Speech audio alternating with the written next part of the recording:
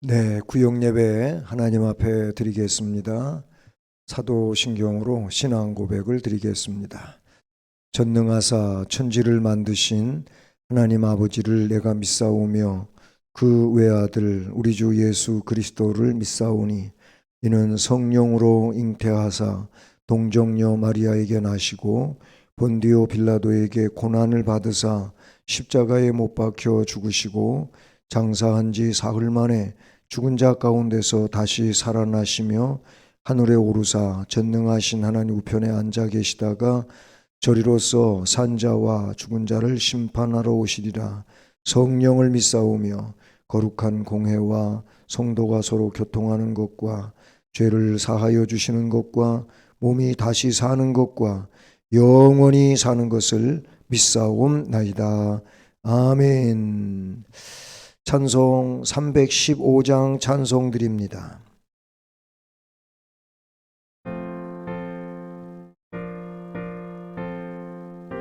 소리 좀 조금만 키워주세요. 내 주 되신 주를 참 사랑하고 곧 그에게 죄를 다 고합니다. 그 은혜를 주신 내 예수시니 이전보다 더욱 사랑합니다.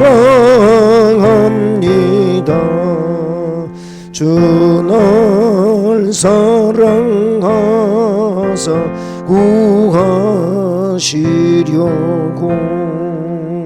저 십자가 고난 당하셨도다. 그 과시관 쓰신 내 주 배우니 이전보다 더욱 사랑합니다. 내 평생에 힘쓸 그 큰 의무는 주 예수의 덕을 늘 기림이라. 숨질 때에까지 내 할 말씀은 이전보다 더욱 사랑합니다. 그 영광의 나라 나 들어가서 그 풍성한 은혜 늘 감사하리. 근멸 유관 쓰고 나 찬송할 만 이전보다 더욱 사랑합니다. 아멘. 기도드리겠습니다. 우리를 지극히 사랑하시는 하나님 아버지 감사드립니다. 그동안도 주의 사랑과 은혜 속에 살아왔음을 고백합니다. 감사드립니다. 하지만 우리들은 하나님 앞에 온전치 못했고 또 충성 다하지 못했었음을 고백합니다. 불쌍히 여겨주시고 용서해 주시고 주의 은혜로 새롭게 하시고 이 세상 속에서 하나님 기뻐하는 귀한 삶을 살아가는데 부족함이 없게 하옵소서. 우리 구역 예배 드리는 가정들 심령들 복 주시고 주님의 은혜로 충만하게 하시고 이 어렵고 혼탁한 시대 가운데서 온전히 믿음의 백성들로 세워져 가며 주 앞에 영광을 돌리게 하옵소서. 이 시간도 말씀을 통하여 은혜 받는 복스러운 시간 되게 하옵소서. 예수 그리스도의 이름으로 기도드립니다. 아멘. 예, 오늘 말씀은 사도행전 10장 1절로 8절까지 말씀입니다. 사도행전 10장 1절로 8절 말씀 함께 봉독하시겠습니다. 가이사랴에 고넬료라 하는 사람이 있으니 이달리아 부대라 하는 군대의 백부장이라. 그가 경건하여 온 집안과 더불어 하나님을 경외하며 백성을 많이 구제하고 하나님께 항상 기도하더니 하루는 제9시쯤 되어 환상 중에 밝히 봄에 하나님의 사자가 들어와 이르되 고넬료야 하니 고넬료가 주목하여 보고 두려워 이르되 주여 무슨 일이니까? 천사가 이르되 네 기도와 구제가 하나님 앞에 상달되어 기억하신 바가 되었으니 내가 지금 사람들을 요빠에 보내어 베드로라 하는 시몬을 청하라. 그는 무두장의 시몬의 집에 유숙하니 그 집은 해변에 있다 하더라. 마침 말하던 천사가 떠나매 고넬료가 집안 하인 둘과 부하 가운데 경건한 사람 하나를 불러 이 일을 다 이루고 요빠로 보내니라. 아멘. 예, 오늘은 본문 말씀을 중심으로 해서 고넬료의 섬김과 하나님의 복이라는 말씀 제목으로 말씀을 오늘 살펴보면서 하나님 주시는 은혜를 받기를 원합니다. 고넬료는요, 사실 이방인이죠. 로마 군대 백부장으로 이방인인데, 근데 오늘 말씀을 보면 하나님은 이방인도 사랑하시고 믿음으로 구원받게 하시는 하나님의 놀라운 계획과 축복하심을 우리가 본문에서 보게 되지요. 근데 이 고넬료하고 오늘 이 사도행전 10장 보면은 베드로와 만나게 되지요. 고넬료가 하나님의 지시대로 베드로를 초청해서 베드로가 이 고넬료의 집에 와서 하나님 말씀을 전하는데요. 이 고넬료는 이방인이고 베드로는 유대인이고, 이방인 플러스 유대인, 즉 이방인과 유대인의 만남은 초대 기독교 성장에 매우 중요한 의미를 갖고 있어요. 왜 그러냐면 유대인들 입장에서 보면 이방인들은 하나님 선택 받은 백성이 아니고 절대로 그러니까 구원도 못 받고 멸망받을 자들이라고 생각하는데, 그런 유대인의 사상을 완전히 깨뜨리고 하나님께서 유대인인 베드로를 고넬료의 집에 보내는 성령의 지시하심이 본문에 나오고 있거든요. 다시 말해서 고넬료는 기독교에 있어서 최초의 이방인 개종자이지요. 유대교가 유대민족의 민족적 종교라고 한다면 기독교는 만민의 세계적 종교이지요. 그래서 예수님도 공생의 마지막에 뭐라고 말씀하셔요? 예, 제자들을 향하여 너희들은 천하 만민에게 복음을 전하라. 모든 족속으로 제자를 삼아라. 이런 말씀을 해 주시지 않습니까? 실제로 예수님이 저 가이사랴 빌립보 지방에도 갔었고요. 시돈과 또 두로 지방에도 가셨었고요. 유대인이 왕래하지 않는 사마리아에도 가셨었고요. 하여튼 예수님이 행보를 볼 때에도 예수님은 꼭 유대인에게만 복음을 전한 것이 아니죠. 가나안 여자에게 네가 참 큰 믿음을 가졌다고 칭찬하시기도 했지 않습니까? 기독교가 천하 만민의 종교, 세계인의 종교로 발전하는 역사적 출발선상에 바로 이 사도행전 10장 고넬료 사건이 등장하지요. 복음이 유대인 사회에서 이방인 사회로 전파되어서 첫 번째로 개종한 구체적인 사건이 바로 고넬료의 회심 사건이고, 이것은 기독교인과 이방인과의 담을 헐고 하나로 만드는 계기가 되었다고 잘 나타내주고 있습니다. 인간적인 지식이나 사회적 규범으로서는 이 두 사람의 결합이 전혀 불가능한 상황이지요. 그런데 하나님은 이 두 사람에게 각각 환상을 통해서 기적적인 만남을 갖게 하시고, 사도 베드로는 고넬료 가정에 가서 말씀을 전하고, 고넬료는 베드로 사도를 초청해서 많은 사람을 모아 말씀을 들음으로 그 모인 자들이 성령 충만하게 되는 이런 역사가 사도행전 10장 전체에서 나타나고 있죠. 자, 이 고넬료는 어떤 사람입니까? 고넬료의 신분을, 육적인 신분과 영적인 신분을 1절과 2절에서 나타내주고 있어요.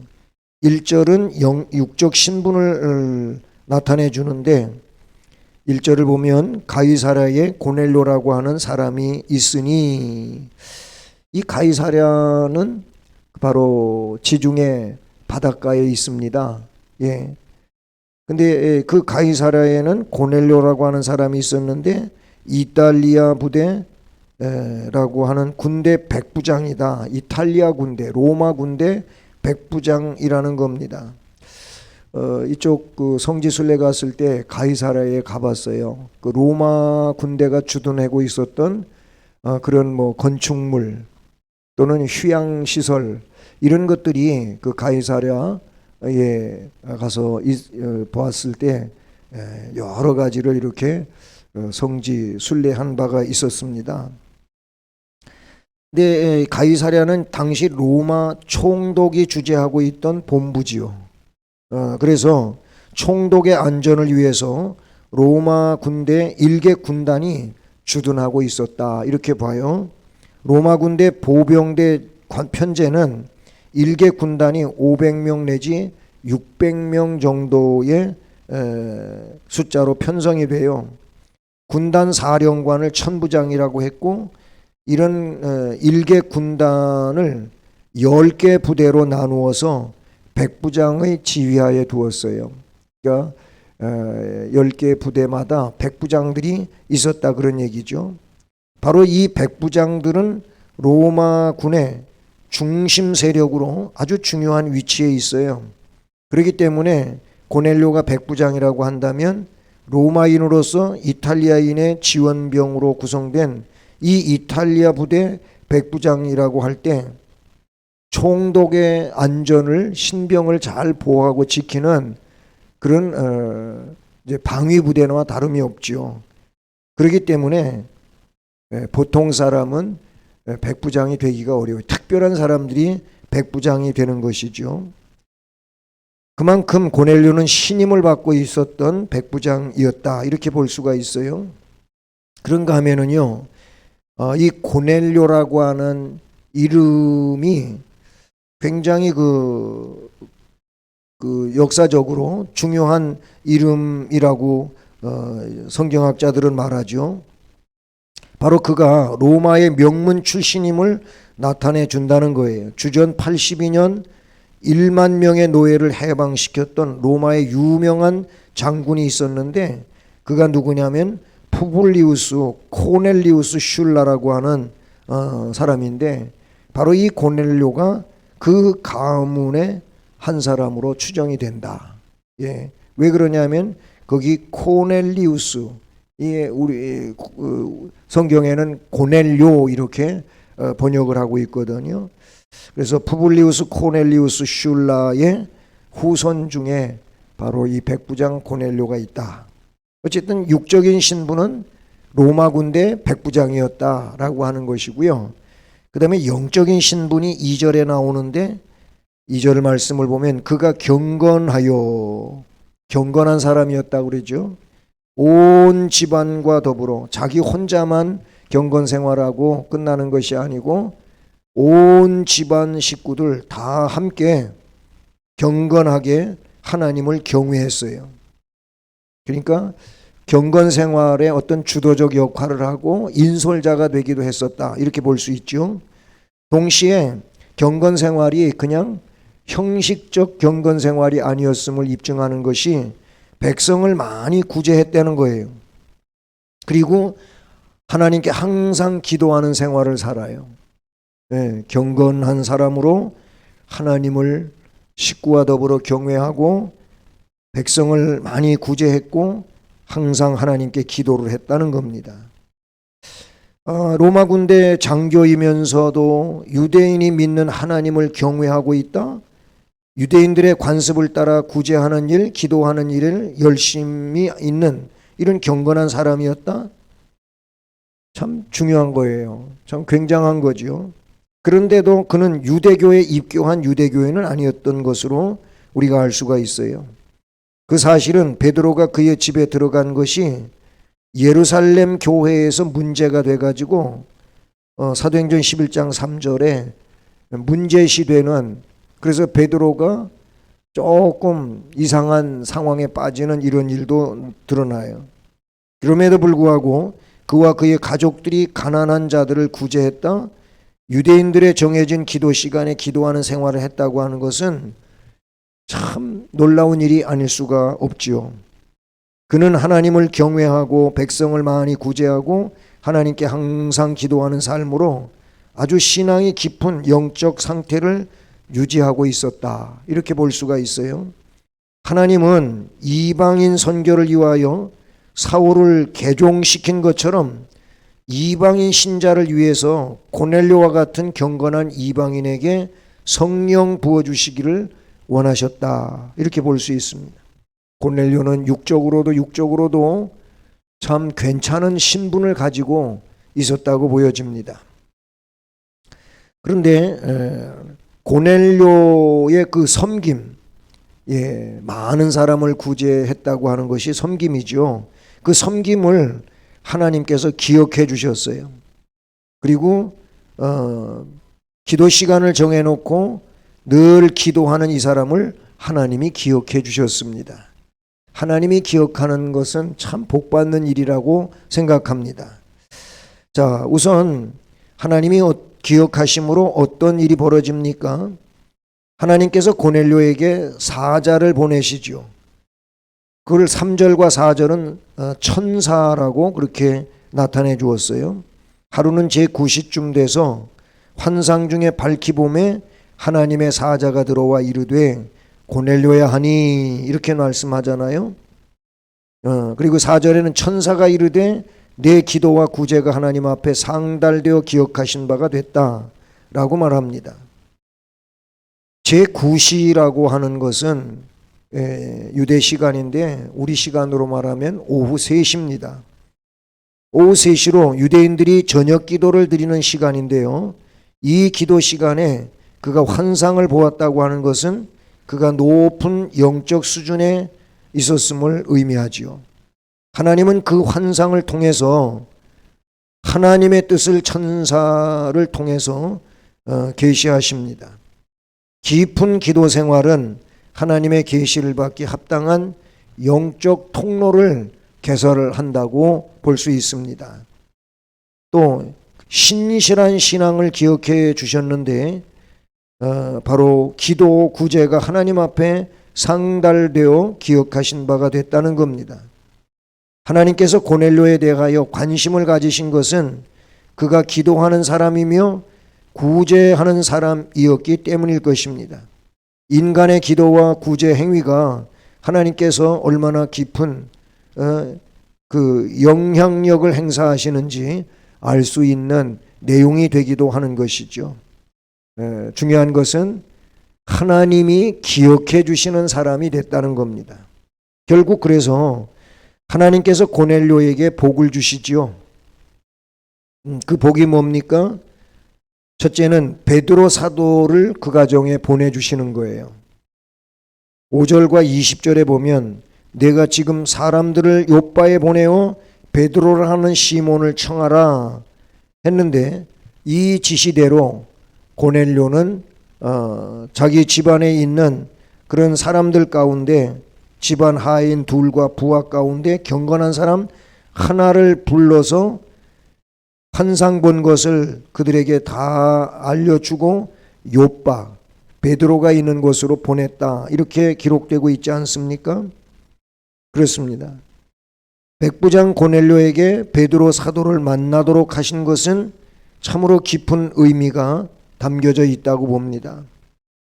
그의 가정을 구원하시기 위해서, 하나님의 구원이 이방인에게도 주어진다는 것을 알려주기 위해서, 기독교가 유대교로부터 완전히 독립되었다는 것을 알려주기 위해서 모든 백성을 구원시키고 하나로 만드는 세계적 종교로 확산되어 간다는 것을 이 사건이 나타내 주는 겁니다.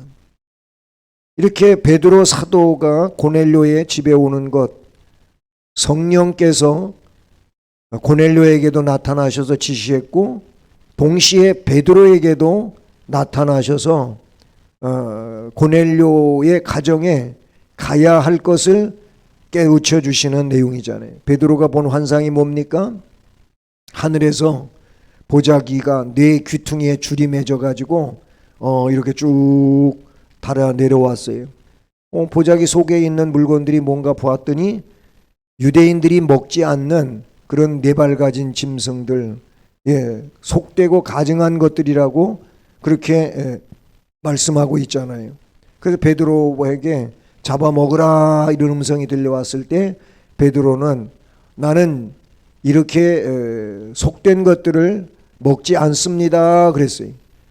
내가 깨끗하게 한 것을 내가 속되도다고 하느냐 하고 보자기가 올라갔다가 다시 조금 있다 내려오고, 똑같은 상황이 펼쳐졌다가 또 올라갔다가 세 번째 다시 내려오고, 그리고 상황이 종료되는데 그때 고넬료가 보낸 그 종들과 하인들이 와가지고 베드로가 머무는 집을 대문을 놓고 하는 거예요.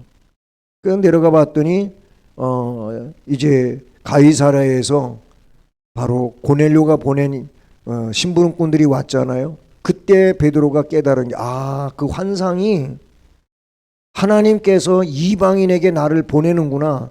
베드로가 알게 되죠. 이게 고넬료가 하나님께로부터 받은 복입니다. 그리고 더 구체적으로 이 고넬료가 어떤 복을 받았냐면은 말씀 10장 마지막 부분 44절 47절을 보면, 또 48절을 보면 성령 세례와 물 세례를 받게 돼요. 고넬료가 이제 환상을 보고 종들을 보내면서 베드로가 올 것을 믿고 자기 집 식구들을, 주변 사람들, 친척들, 친구들 다 불러 모았어요. 불러 모을 수 있는 대로 다 불러 모았다고 성경에 기록이 되잖아요. 다 불러 모아가지고 베드로 사도가 오기를 기다리고 있었어요. 근데 실제 베드로가 왔고요. 베드로가 결국 하나님의 뜻으로 알고 그 사람들을 대상으로 설교를 하죠. 설교를 하는 도중, 말씀이 선포되어지는 중 하늘에서 성령이 그 많은 사람들에게 임하였어요. 다 성령 세례를 받았어요. 바로 이 성령 하나님의 임재는 구원의 확실한 증거이고 하나님 백성으로서의 인침받는 일이잖아요. 그리고 이런 성령의 세례를 받은 자들에게 구원 백성으로서의 외적 증거로 물 세례가 베풀어지는 거예요. 그러니까 우리가 세례 받는다고 하잖아요. 이 물 세례는 구원 백성의 외적 증표가 되기도 하는 건데요. 그게 사도행전 10장 마지막 부분에 쭉 나와요. 성령 세례와 물 세례를 받은 것은 하나님의 크신 복이지요. 고넬료가 이방인인 것처럼 오늘 우리도 이방인이지만 그런 우리를 하나님께서 구원 백성으로 삼아 주셨으니 얼마나 감사한 일입니까? 여러분, 고귀한 영적 신분을 가지고 살아갈 수 있기를 바랍니다. 그래서 하나님이 기억해 주심으로 신령한 복을 받는 우리 모두가 되기를 우리 주님의 이름으로 축복합니다. 자, 말씀을 한번 살펴본 내용을 요점 정리를 해봅니다. 고넬료는 육적으로 어떤 신분을 가진 사람이었다고 했습니까? 육적으로는 그는 로마 군대 백부장이었다고 했고요. 또 그 백부장은 그만큼 신임받는 사람이었다는 것이죠. 바로 육적으로는 그런 위치에 있는 사람이었어요. 또 고넬료의 개종은 기독교 역사에 있어서 어떤 의미를 담고 있다고 했습니까? 즉 기독교인과 이방인과의 담이 허물어지는 하나가 되는 역사가 된 거예요. 그러니까 유대교인의 종교가 아니고 기독교는 온 세계인의 종교이고 결국 이방 세계의 사람들이라도 복음이 전해지고 그들이 복음 안에서 교회를 이루는 데 있어서 하나가 된다고 하는 바로 이런 의미를 담고 있는 것이죠. 그것이 고넬료가 그 첫 열매도 같은 이런 의미라고 볼 수가 있어요. 그 다음에 고넬료는 영적으로는 어떤 신분의 사람이었다고 했습니까? 예, 경건한 사람, 하나님을 경외하는 사람, 많은 사람을 구제하는 사람, 항상 기도하는 사람, 이런 사람이었다고 영적 신분이 소개되고 있어요. 오늘 우리들이 이 고넬료의 신앙을 본받아야 할 점은 무엇이겠습니까? 우리가 고넬료를 본받아야 할 점은 경건한 삶, 경건한 삶을 본받아야 돼요. 그리고 구제하는 생활, 항상 기도하는 생활, 이런 것들은 영적인 충만함을 위해서 우리가 꼭 본받아야 할 일이라고 생각합니다. 또 하나님께서 고넬료에게 주신 복이 뭐지요? 그것은 사도의 말씀을 들을 수 있게 해주신 것. 여러분, 하나님의 말씀을 들을 수 있게 해주신 것은 하나님이 주신 복 가운데 아주 큰 복입니다. 또 한 가지는 성령 세례와 물 세례를 받게 해주신 것인데 이것은 바로 구원의 백성으로서의 인침, 도장 찍어주는 내용인 것인데 이것이 고넬료에게 주신 복이지요. 이것은 오늘 우리의 기대와 어떻게 다릅니까? 예, 여러분, 우리들도 그 유대주의 입장에서 이방인은 절대로 구원받을 수 없다고 하는 이런 사상을 가지고 있는 게 유대주의자들이거든요. 예수를 믿으면서도 우리만이 구원받은 백성이라고 하는 것은 이것은 잘못된 겁니다. 우리가 구원받을 수 없는 백성이었는데 하나님의 사랑으로 구원받은 것처럼 하나님은 오늘 우리를 통하여 지금도 예수 믿고 있지 않는 이 사람들을 구원하시기를 원하시는 사랑의 하나님이신 줄로 믿습니다. 바로 우리는 그런 기대 속에 살아야지 우리만이 구원 백성이고 아직 예수 믿지 않은 사람은 절대로 구원 못 받을 백성이라고 그렇게 기대해서는 안 된다는 거죠. 여러분, 오늘 이 말씀과 같이 우리 모두가 고넬료처럼 섬기는 삶을 살고 그래서 고넬료가 하나님의 복을 받은 것처럼 우리도 섬김의 삶 속에서 복을 받는 은혜로운 역사 안에 살아가기를 주님의 이름으로 축복합니다. 기도하시겠습니다. 사랑의 하나님 아버지 감사드립니다. 바로 이 사도행전 10장에 나오는 백부장 고넬료 사건은 기독교 역사에 있어서 정말로 중요한 의미를 갖고 있는 내용입니다. 그 점을 우리가 기억하면서 고넬료가 하나님께 영광을 돌리고 우리 하나님의 복을 받았던 것처럼 우리들도 하나님을 경외하는 백성으로서 경건한 삶을 살고 또 백성을 많이 구제하고 항상 기도했던 것처럼 우리도 경건한 사람으로 선한 사업에 힘쓰고 하나님 앞에 늘 기도하는 생활을 살아가는 고넬료와 같은 생활을 삶으로 고넬료가 받았던 복을 오늘 우리도 받을 수 있게 해 주옵소서. 하나님의 말씀을 듣는 복, 성령 충만한 복, 하나님의 놀라운 역사가 있는 이 은혜 속에 우리들도 살게 해 주시옵소서. 그리고 구역 식구들, 가정, 심령 모든 이들에게 주의 은혜와 복이 충만하고 하나님 주시는 평강이 넘치는 심령과 가정이 되게 해 주옵소서.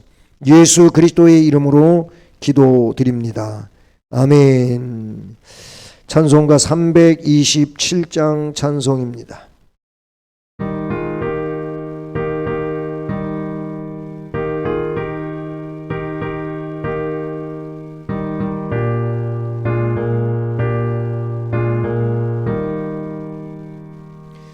주님 주실 화평 믿음 얻기 위해 나는 정성껏 기도했나.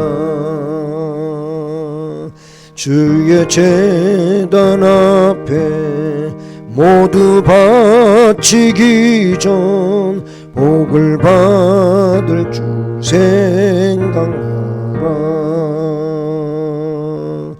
주의 제단에 산제사 드린 후에 주 내 맘을 주장하니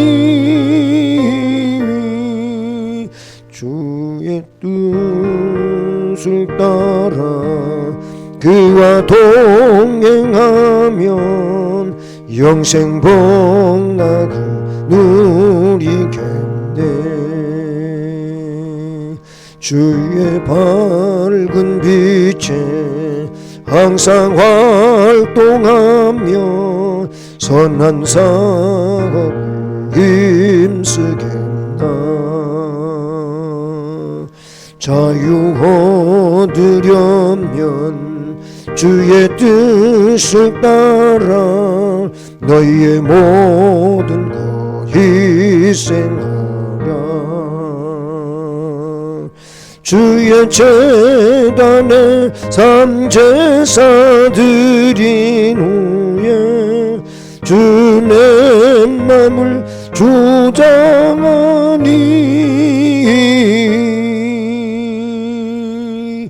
주의 뜻을 따라 그와 동행하면 영생 복락을 누리겠네. 주의 제단 앞에 모두 바친 후에 주와 온전히 사귀겠네. 주님 주신 기쁨 또한 그의 사랑 어찌 말로 다 형용하라.